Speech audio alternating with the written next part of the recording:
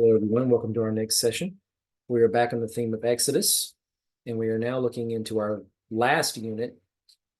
As you can see here, our host passage is Acts chapter 9, which if you're familiar with that story, this is the story of Paul, more formerly called Saul, of course, and how he responds after Stephen's martyrdom, and by virtue of that, what he does to try to persecute the Church of Christ until he is, of course, gloriously converted on the road to Damascus. So the title our Gospel Project Writers gives us, A Transformed Murderer. I'm repackaging that to Saul, the Converted Serpent. So if you think about it, of course, going all the way back to the first story, creation, and of course how that devolves into chaos in chapter 3 when the serpent slithers his way into the garden and does what he does to entice the woman and the man. From there, we launch into a series of stories where in most of these stories, we're looking at a particular figure or a system of people, as goes an oppressive tyrannical kingdom or empire that is working against God's people to try to utterly destroy them. But God, and oftentimes they are inviting this judgment upon themselves because of the fact that they are rebelling against the covenant they made with Yahweh. But nonetheless, God will not allow his people to be fully destroyed. Rather, he works to purify something of a remnant and bring them out of that.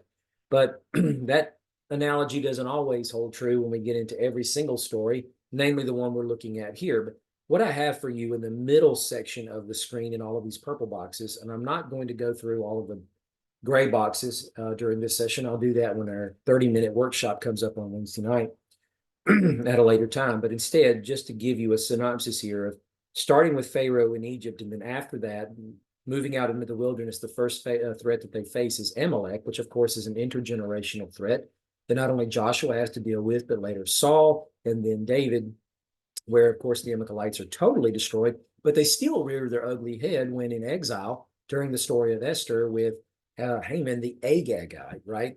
So then after that, when they settle the land, there are cyclical patterns during the era of the judges of the Midianites and various other peoples threatening them, but Philistia by far is the absolute worst.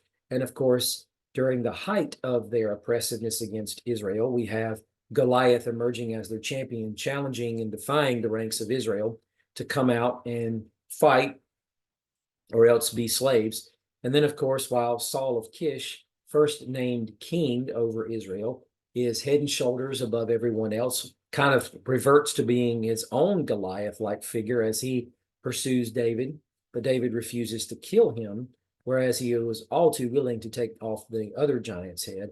Then later on, several centuries after the kingdom has been fractured, we run into Shalmaneser. He's the actual Assyrian monarch, though several Assyrian monarchs have waged war against the northern kingdom of Israel. It's Shalmaneser who actually comes and takes them off as captive, followed by Nebuchadnezzar a century later with the southern kingdom of Judah. Then, of course, many centuries later, we work to the story of, Herod the Great in the time of Christ, who is working to try to kill the Messiah child.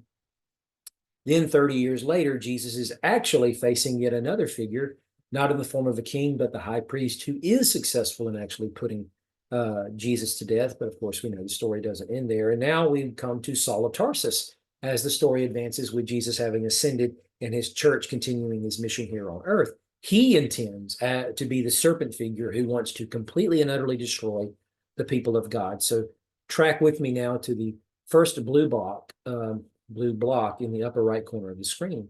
And here in every one of these moments, we are looking at the exile Exodus arc happening all over again, right?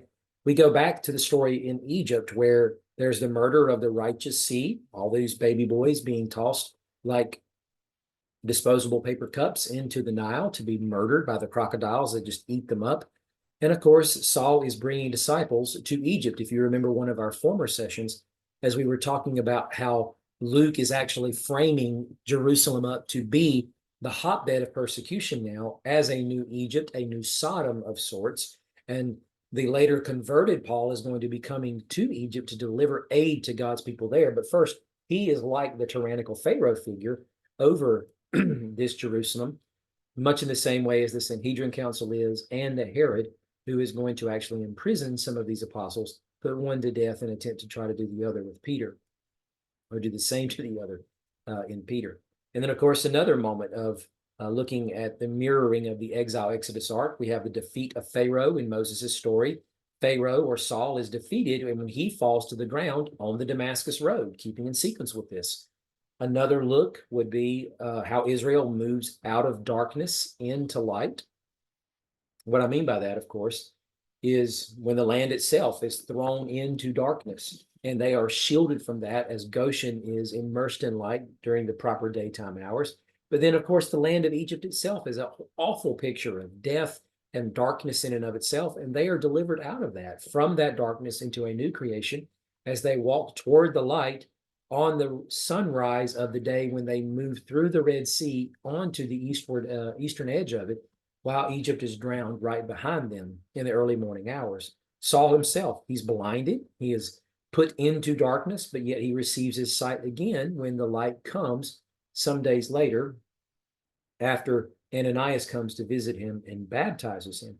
Going back to this exile Exodus arc, Israel goes forth to proclaim the kingdom. Or at least that's what they're supposed to do when they gloriously march into Canaan and then begin conquering all the Canaanites, although it was a 40-year delay in that process. But eventually the kingdom is established. Saul moves on to Damascus to do the very thing. He is proclaiming that Jesus is Messiah. To say that Jesus is Messiah is to say he is the descendant of David, and therefore the kingdom of God has come, and he is ruling and reigning as Messiah, not waiting to do so.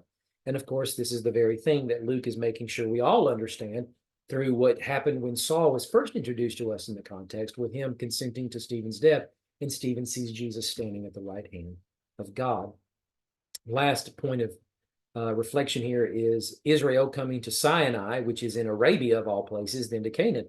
And it's interesting, though, we don't have it in the Acts context. We actually have to go back to the letter he sends to the churches in Galatia, but we have to somewhat try to sync that timeline up, because he tells us in the letter to Galatians that after he went to Damascus, then he went on something of a journey, a pilgrimage, on a mini exile arc of sorts, to Arabia. And he spent 3 years there doing what we have absolutely no idea. But nonetheless, he went to Arabia himself, probably to spend some time there at Mount Sinai, and then eventually come back into the vicinity of Israel, moving on back to Cyprus until he is called upon by Barnabas to come and help him with the missional effort there at Antioch. So all that to say, Luke is very clearly making sure we understand without reservation that, or hesitation, that Saul is a serpent figure.